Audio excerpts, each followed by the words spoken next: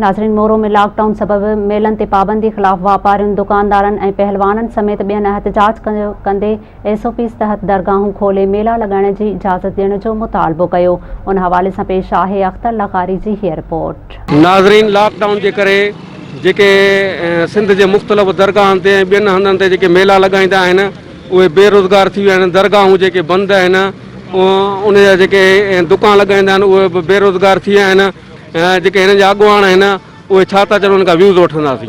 Virus जे करे असां 5 महीननि खां मुसलसल बेरोज़गार वेठा आहियूं। असां सैयद मुराद अली शाह खे अपील था कयूं, महिरबानी करे सिंध जे दरगाहनि तां पाबंदी हटाए वञे, सिंध जे मेलनि मलाकनि तां पाबंदी हटाए वञे त जीअं असां पंहिंजे बचनि जो रोज़गार करे पंहिंजो गुज़र सफ़र करे सघूं। 5 महीननि खां असां मुसलसल बेरोज़गार वेठा आहियूं। ग़रीब मिस्किन आहियूं, असांजी रोज़ी रोटी जेकी आहे मेलनि जी आहे, महिरबानी करे असांजी रोज़ी खोलियो वञे। असां सभु 5 महीनो आहे दुकानदार पहलवान असां मिड़ई ॿाहिरि आहियूं, सभु ईअं बुक इंजी वेठा आहियूं।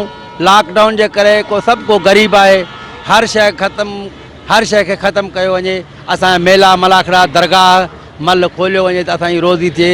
सिंध जो वॾे वज़ीर खे त ही जेके असांजा दुकानदार सेठियूं आहिनि ऐं मल पहलवान, असांजो अनाउंसरनि जो ऐं सेठनि दुकानदारनि जे पोयां मज़ूरनि जो जेके पेशगार आहिनि, के मज़ूर वीचारा ग़रीब मिसकीन आहिनि, तमामु रोज़ीअ खां बेहाल थी विया आहिनि ऐं तमामु तंग थी विया आहिनि। असां अर्ज़ु कयूं था सिंध गवर्नमेंट खे ऐं इमरान ख़ान खे, सैयद वज़ीर आला साईं सिंध जो वॾो वज़ीर साईं मुराद अली शाह खे त मल पहलवान दुकानदार बेरोज़गार तमामु हाणे बेहाल आहिनि, लॉकडाउन ख़तमु कई वञे। जीअं त 7 महीननि खां असां बिल्कुलु बेरोज़गार वेठा आहियूं त मेला असांजा खोलिया वञनि। सिंध वज़ीर आला मुराद अली शाह खे अपील था कयूं त असांजे मेलनि तां पाबंदी हटाई वञे।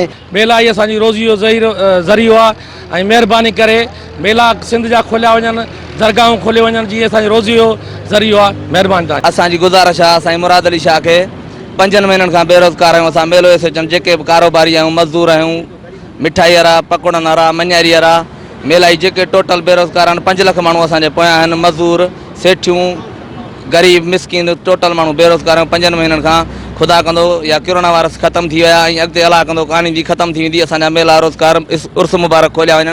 नाज़रीन, ही जेके मेला लॻाईंदा आहिनि, मल पहलवान आहिनि, दुकानदार आहिनि, उन्हनि जा व्यूज़ ॿुधा। अख्तर लखारी, मेहरान TV, मोरो।